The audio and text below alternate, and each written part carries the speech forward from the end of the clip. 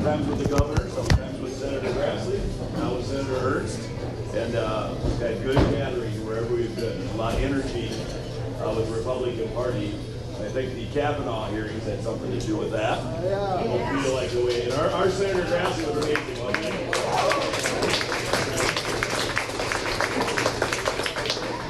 Absolutely amazing. We were always proud of him, but he went above and beyond the hearings. I don't know how he did it. I don't know how he kept his cool. I don't know how he did it. Because it was a three-ring circus because of the Democrats. And he did it very fairly and kept his cool. And I'm proud that he's a senior senator from Iowa. Our race, there's a lot at stake in our race here. This district is the #1 target of Nancy Pelosi's in the entire nation. #1 target, right here in eastern Iowa. And as such, being the #1 target, all these attack ads. Have you seen an attack ad on TV against me? Right, yeah, about every 5 minutes, right? Lies, half-truths, distortions. I have never been outspent as much as we've been outspent this campaign. 7 to 1. 7 to 1. My last two campaigns we were outspent, but like 1.5 to 1, 7 to 1. They've got about $8 to $9 million in this race. And guess where she's getting the money from? Here's her top 3 fundraising cities. Hollywood, her #1 fundraising city, New York City, and Boston. And Senator, were you aware that the people on the East and West Coast cared so much about Eastern Iowa? They love Eastern Iowa. Are you kidding? Yeah. They care about farmers. They care about small business. Isn't it ridiculous? You know, they typically call us flyover country. Flyover country. So her money's pouring in. Money's pouring in. And from the abortion rights groups, money's pouring into her campaign. And what it does is buys all these attack ads. But I don't think personally it's working. I think people are sick of it. And Pelosi's kept her in the basement. She doesn't campaign. She does not campaign. Because they don't, here's the reason. They don't want anybody to know where she stands on the issues. They don't want anybody to know where she stands on the issues. She's for a total takeover of the government, of our healthcare system. Okay? Medicare for all is what she wants to do. The cost of that, $32 trillion. That's with a T, $1 trillion over 10 years. Every single American's taxes would have to double. Everybody would have to double to pay for that, and it still wouldn't get the job done. 32 trillion is a conservative number. Soft on immigration. Soft on immigration and border security. You're aware there's a caravan coming from Honduras, right? Which seems to be swelling in numbers every day. I personally think it's going to work our benefit, Republicans' benefit personally. I don't think Americans like the visual images of highways filled with people walking, waving the Honduran flag as they're trying to invade our country. But she's weak on immigration security. ISIS would probably fire up and return again. We haven't heard from them in a long time, have we? This president and General Mattis have done an amazing job. I think we've reclaimed 60 to 70%, Senator, of the territory back from ISIS. Because General Mattis has loosened the rules of engagement. Back under former President Obama, we had a high-value target, an HVT. Take them out, they had to call the White House. Not anymore. Not anymore. We know who the bad people are, and we get rid of them. But there is a lot at stake in this election, right? You all know that. If we lose the House of Representatives, and it's going to be close. If we keep the House, it'll be by 1 or 2 seats. This could be the seat. This could be the seat that keeps the House of Representatives. And you know what it's going to be if we lose the House. The Financial Services Committee will be run. This is the committee that runs all banking, credit unions, and the financial industry, regulates that industry. And guess who the chairperson will be? Maxine Waters. You can't make it up. Maxine Waters will be the chairperson. Think about that. And Judiciary Committee in the House will be Congressman Nadler from New York State. You know what he just said 10 days ago, publicly on TV? He said, if we win the House and I'm chairman, we're immediately opening an investigation into Justice Kavanaugh with the intent to impeach Supreme Court Justice Kavanaugh. This is the kind of stuff that will be going on. And of course they're going to try to impeach our president if they have the House of Representatives. You may not know this, you probably don't. We've had 3 votes in the House in the last 2 years to impeach President Trump.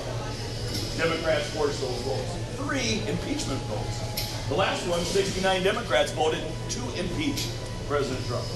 So our great economy that is booming, we have more job openings than we have people looking for jobs, will all come to a screeching halt if we lose the House of Representatives. We just can't let it happen. Our strategy has always been stay close in the cities on election night. Stay close in Dubuque, stay close in Cedar Rapids, stay close in Waterloo, Cedar Falls, and win big in 16 other rural counties. Jackson County is one of those counties. So Jackson County is important. We won Jackson County 2 years ago. We won. We need to win it again. So every phone call you make, I've been talking to people who have made some phone calls. Every door you knock, every piece of literature you leave behind, it all matters. You can't win a district like this. This district's more Democrat than Dave Lopez. This one is. You can't win this kind of district without a team effort. I mean, this is just me and my staff. It is all of you. It takes a team to get this done. And we weren't supposed to do it in 2014, right? Former Speaker of the House, Pat Murphy, had that locked up, right? And we beat him. And then in 2016, Monica Vernon from Cedar Rapids, from the biggest city in the district, had it wrapped up. We weren't supposed to win, right? And we got it done. So we've surprised them not once, not twice. We're going to surprise them again. Now before I conclude here, we've been attacked on TV for 18 months straight. Okay? And we did our first poll before we ran our first ad. We were down 12 points. We were down 12 points, Senator, 12 weeks ago. 12 weeks ago. Republican National Committee just did a poll and said we're 4 points ahead. Now today.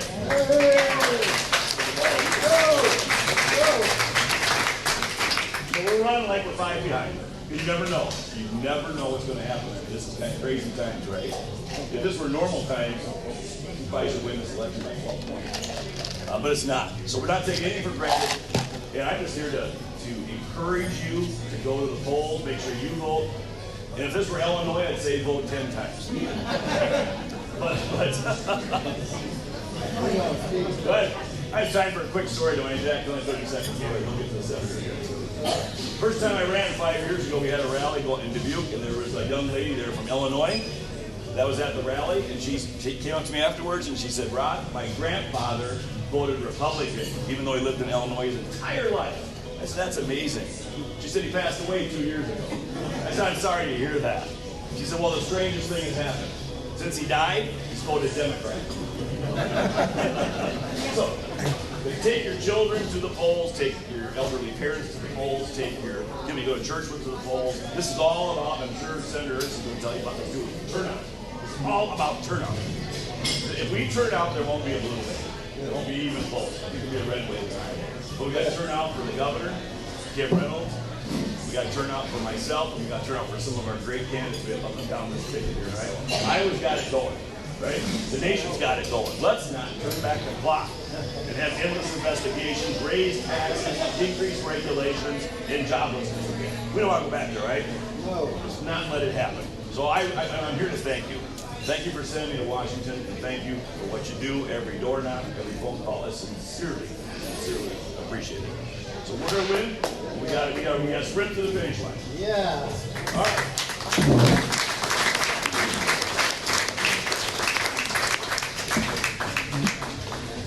It is always a pleasure to be in the same room with this woman, our Senator Joni Ernst.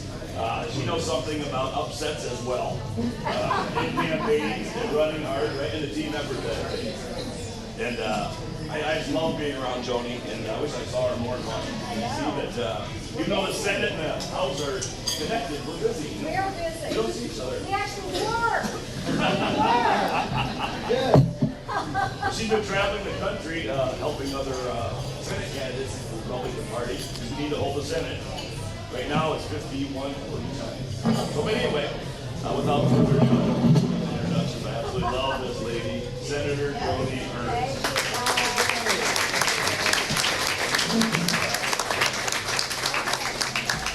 How many of you are with Rod in this election cycle? All right.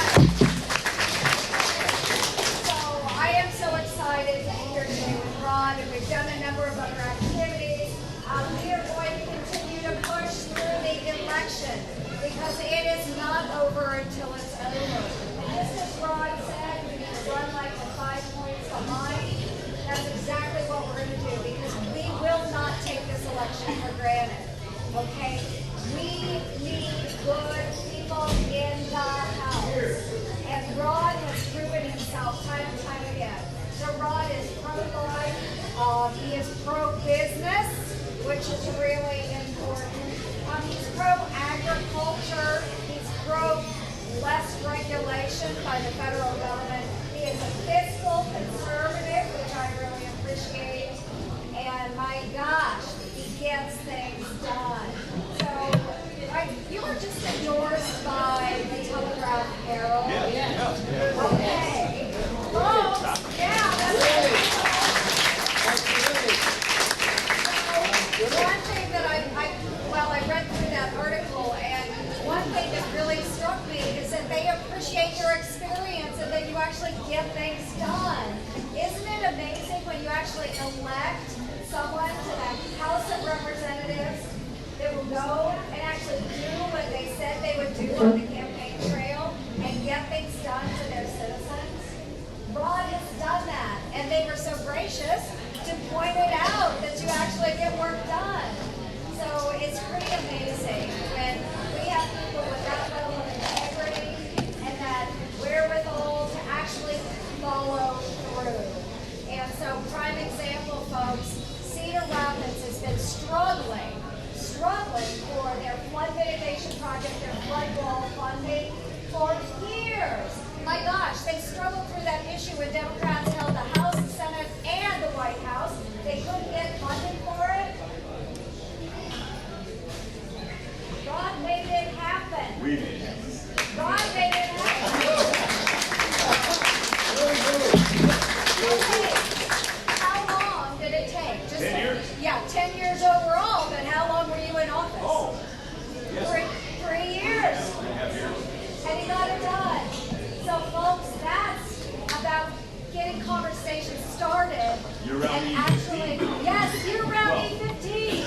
Grassley, Ernst, Blum. Oh my Kennedy, gosh, all work on it. I'm telling you folks, we are getting things done. And it's because we have representation that is getting out there and getting busy. So one of the things that I picked up on in this endorsement of Rod in the Telegraph Herald was the fact they pointed out that his opponent has absolutely no experience beyond politics. No experience beyond politics. And folks, that's not a good thing when you're going to Washington, D.C. How can you represent the working man and woman in your district if you have no clue what they have been through? I appreciate that about Rod, is that he came from such humble beginnings, built a business, understand the struggles that our businessmen and women go through, and know how to overcome those obstacles. And that's what makes him such an effective leader. And we can't risk sacrificing experience like that going into the United States House. So I am here. I will remain solidly with Rod. Oh my gosh, we campaigned together in 2014 and it was magnificent. It was magnificent. But the things that we have been able to accomplish, I have to throw in there one thing, and we say this often, talk about 2014. In one night, election night, we got rid of Senator Tom Harkin, Congressman Bruce Braley, and Speaker of the House Pat Murphy. In one night!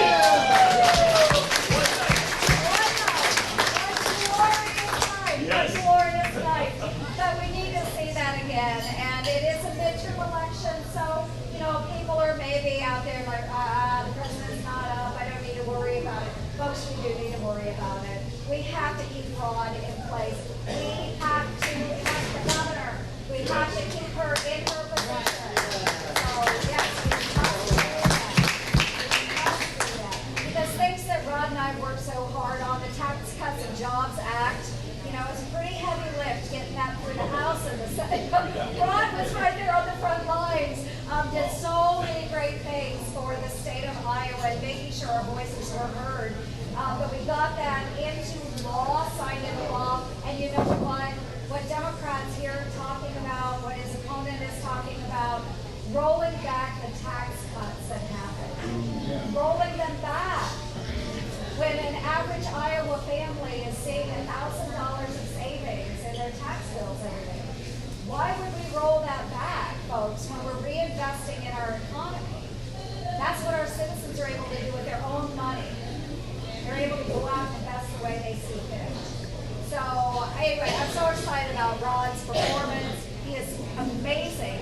comeback kid.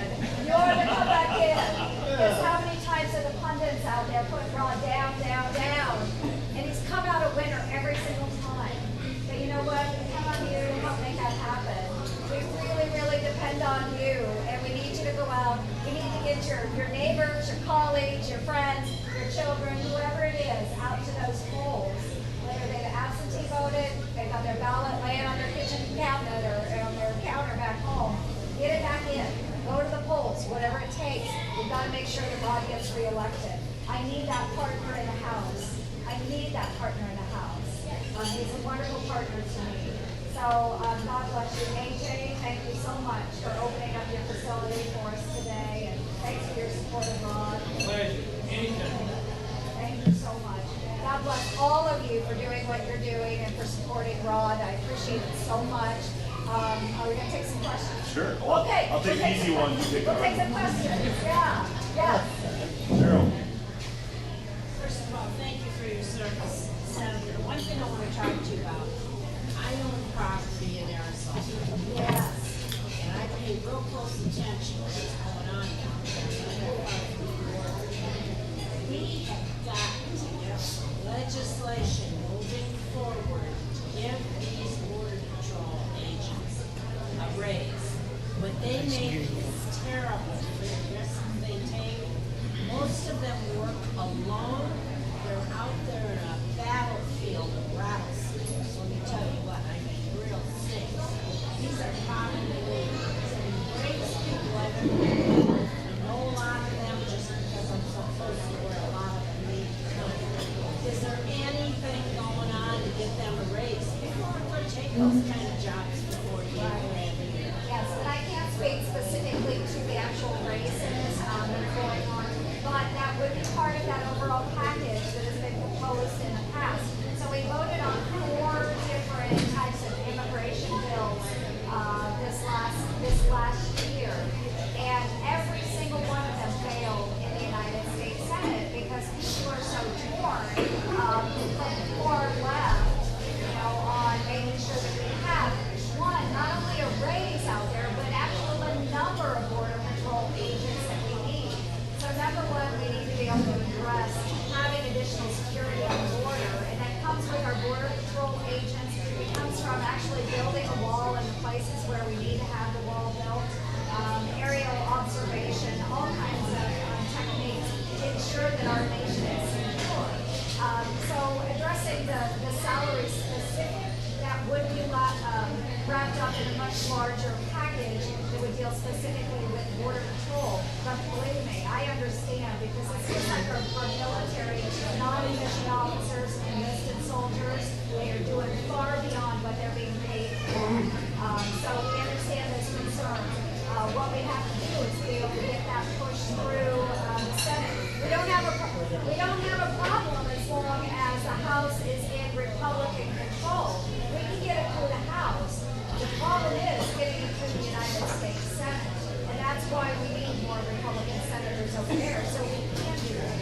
And the other thing I want you to tell people that are here, I want you to talk about what you and I were talking about a little bit earlier, and that is what role the military can and cannot play. Absolutely. So, yeah, but it is a great question. And so this is something that Rod and I have been tracking because we've all heard about that immigrant caravan that's coming up through Mexico right now. And so many of those migrants are coming out of El Salvador, Guatemala, Honduras. They're coming up through Mexico. And you have probably heard that Secretary Mattis, General Mattis, just signed an order which would direct 800 soldiers down to the border of Mexico. So that's good, but what they cannot do is do law enforcement activities. That's Posse Comitatus, and that's against law for them to act as law enforcement agents. Our military is not allowed to do that. What our military can do is provide unmanned aerial vehicle observation so they can patrol using drones or other types of vehicles, they can do that. They can provide logistical support, any type of support like that. But what that does is it frees up Border Patrol agents from those activities so they actually can be on the border, patrolling and doing their law enforcement activities. So you will not see our soldiers down there carrying weapons, patrolling right on the border. They cannot do that. But what they can do are the other types of activities that don't require the powers of arrest. Okay, so that's what we're doing right now. So 800 have been directed to the border, but I'll just give you a heads up too. We already have 1,200 National Guard soldiers that are serving on the border in those other types of capacities. And those are holdovers from some of the other activities we've seen over the years. So we should have about 2,000 troops down here soon. Joni, would the border patrol be able to use like ultrasonic sound waves to control sounds like that? That is a possibility. Because what that does is it makes the people, it's like getting like air sickness, or they lose their balance, get nauseated. I wouldn't continue to get closer, it gets worse. You know? I'd be sending out bees all over. You would have to touch them. And that is a possibility, and I am not an expert on international law and what we can do across the border of another sovereign nation. But certainly those are the types of things that won't kill a person, but can certainly deter them from coming up to our border. So those are the types of activities. I'm sure Homeland Security is working on a number of those issues right now. I know those discussions are taking place at what they legally can do, what they legally cannot do. But what we are doing, folks, is working with the government of Mexico because international law, if someone is seeking asylum, international law requires them to seek asylum in the first country they cross into. So for most of them, that would be Mexico. If they are seeking asylum, they need to ask for asylum from the Mexican government. So that's what Homeland Security and President Trump is working on with the Mexican government right now. And my great hope is that we disband this caravan before it ever gets to our border. And that would solve a lot of issues. Like I said, just get rid of it before it gets to our border. There's another caravan being formed behind this one to go out of out. So if we don't stop this, it's going to continue until we finally eventually do. And they've been trained a lot. Most of these caravans have been trained. They game our system. They know they step one foot on our soil, say, I'm fearful for my life in the country I'm coming from, seeking asylum. Then what we end up doing is assigning them a court date a year from now, and we all know what happens. Once the gates open, Right. And nobody's more frustrated than our president about this. Good question. Yes. Haven't heard anything about the NRA. The government actually said they need to control the House. One of the first things they'll attack, Second Amendment rights. Unfortunately, we heard of another shooting today near a synagogue and near Pittsburgh. And so every time an incident happens, then the NRA becomes the target of their fury. And I don't know of many NRA members that are doing these heinous acts. It's not law-abiding citizens that do these things. So that's another prime example why we have to keep control in the House and the Senate. Because those very rights that we hold so dear, they want to strip away. We can't allow that to happen. Ronald Reagan had a great quote about this, and I'll paraphrase it if I mess it up. But basically, he said we have to get past this notion that every time one of these types of acts occurs, like a shooting, that we blame society. We need to blame the individuals that did it, not blame law-abiding. That's dead on correct. Generally, we call instances where an NRA member is responsible for one of these shootings, and law-abiding citizens My wife just got her concealed carry permit. I'm very proud of that, but law-abiding citizens are not the problem. They're not the problem. Yeah. Criminals don't typically follow the law. No. If that's the case, Chicago would be the safest city in the nation. And we know it's the murder capital in the nation. Yes. Other questions? Comments? Time for one more.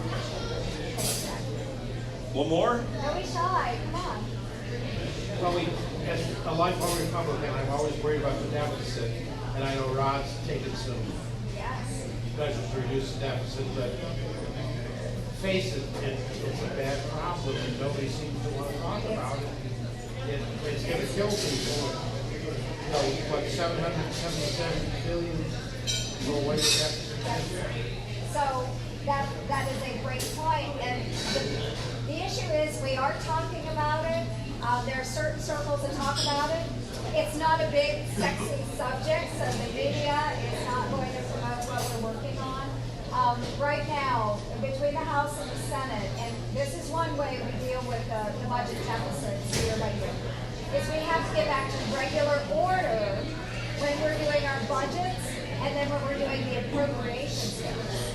At the end of every year, what you see is a giant omnibus spending package which blows our budget completely out of the water. We can't do business like that.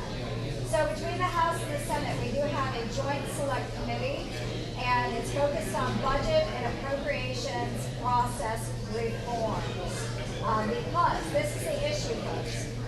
People say, they look at recent history and they're like, oh my gosh, look, we've had these continuing resolutions, we've had these omnibus bills, it's only been in the last few years.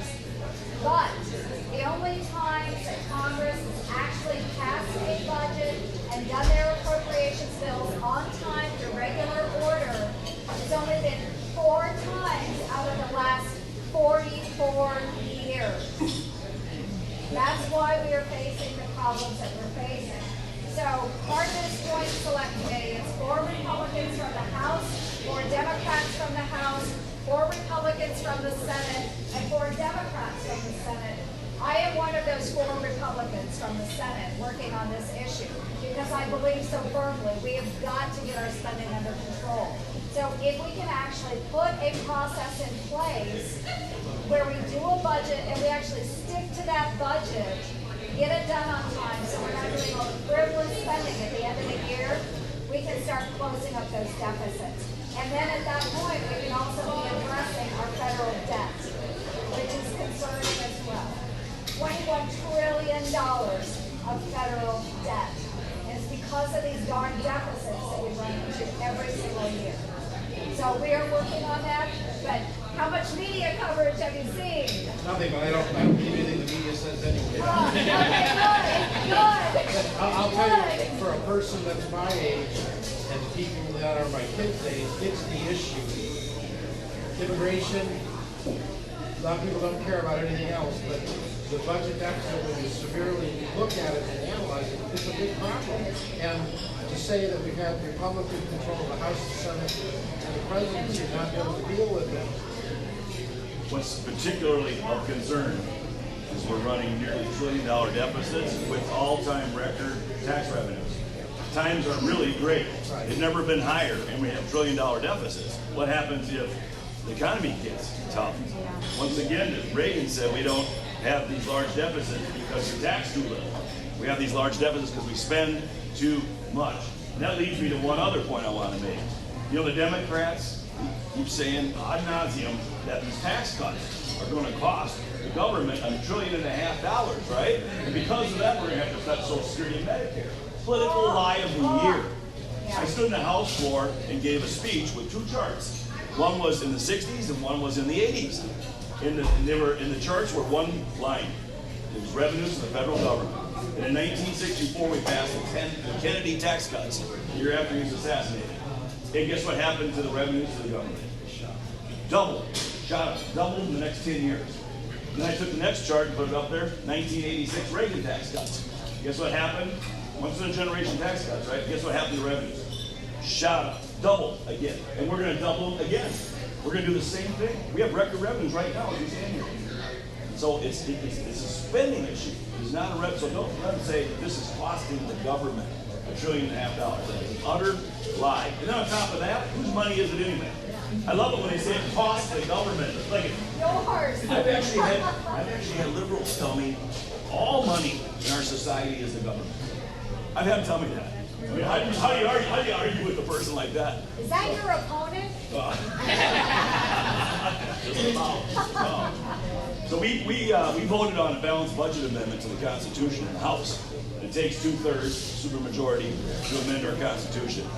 Can you imagine? We couldn't get 67% of House members to vote yes on a constitutional amendment to balance the budget. So that's where we're at.